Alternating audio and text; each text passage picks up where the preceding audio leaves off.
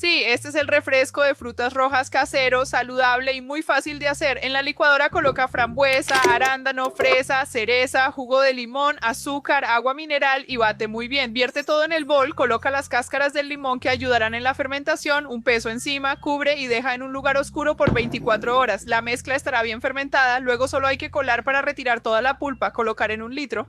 Tapa y deja en un lugar oscuro por 24 horas o hasta que el litro esté bien hinchado y después de bien frío vas a hacer este refresco de frutas rojas que está llenito de probióticos. Si te gustó, ya guarda